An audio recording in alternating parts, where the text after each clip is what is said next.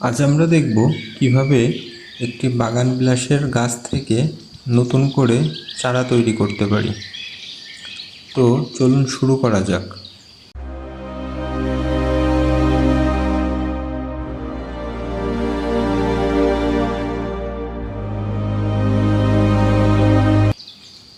প্রথমে একটি সুস্থ এবং মোটামুটি বয়স্ক গাছ সিলেক্ট করে নিতে হবে। অবশ্যই খেয়াল রাখবেন গাছের যে ডালগুলা চারা করার জন্য বাছাই করা হবে সেগুলা যেন মোটামুটি ম্যাচিউর হয়, কারণ ম্যাচিউর ডাল থেকে নতুন করে চারা করলে চারাগুলার বেঁচে থাকার সম্ভাবনা অনেকটা বেড়ে যাবে। প্রথমে আমরা গাছটি থেকে ভালো যে ডালগুলা আছে সেগুলাকে কেটে নিব। ডালগুলা কেটে নেওয়ার পর আমাদের গাছটি যাতে নতুন করে ভালো শেপ হয় সে কারণে একটু ভালোভাবে কাটাই ছাঁটাইটা ঠিকভাবে করতে হবে, এটা অবশ্যই খেয়াল রাখবেন।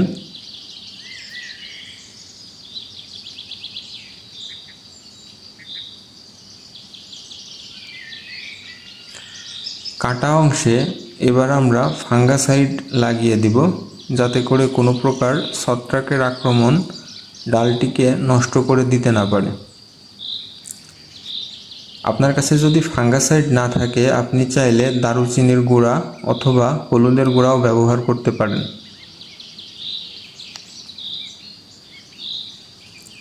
এবার আমরা কেটে ফেলা ডালগুলাকে নিয়ে পাতাগুলা আলাদা করে নিব।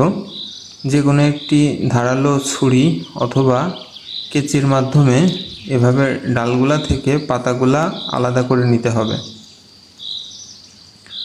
খেয়াল রাখবেন ডালগুলা যেন অনেক ছোট না হয় আবার অনেক বড় না হয়, মোটামুটি 8 থেকে 10 ইঞ্চি সাইজের ডালগুলা দিয়ে চারা তৈরি করা ভালো হয়।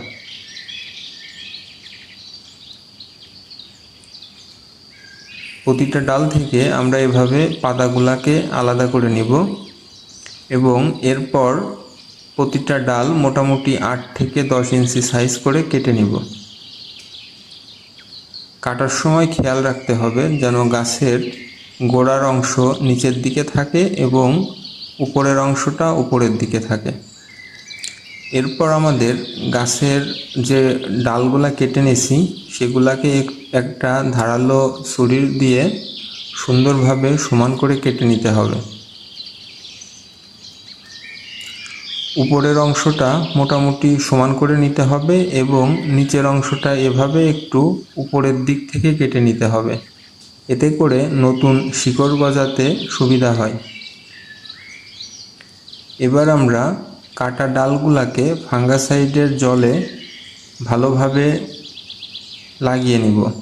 মোটামুটি আধা ঘন্টা মতো ফাঙ্গাসাইডের জলে ভিজিয়ে রাখলে গাছের ডালগুলা আরও একটু ভালো হবে।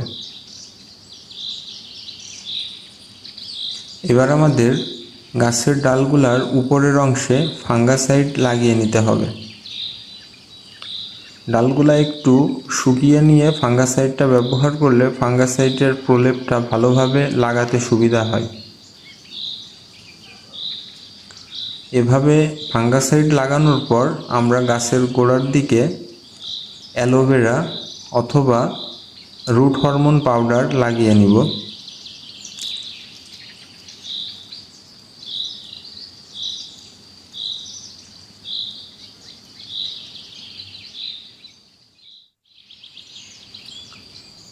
এখন আমরা গাছের গোড়ার অংশে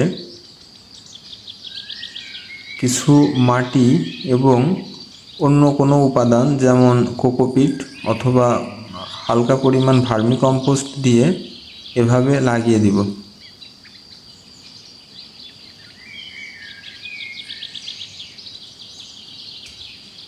খেয়াল রাখবেন যেন মাটির ভিতর কোনো শক্ত মাটির দানা না থাকে। এবার আমাদের একটি পাত্র নিতে হবে এবং অবশ্যই খেয়াল রাখবেন পাত্রটার নিচের অংশ যেন ছিদ্র থাকে, যাতে অতিরিক্ত জল পাত্রের ভিতর না থাকে, কারণ এমনটা হলে গাছের শিকড়গুলা অতিরিক্ত জলের জন্য পচে যেতে পারে।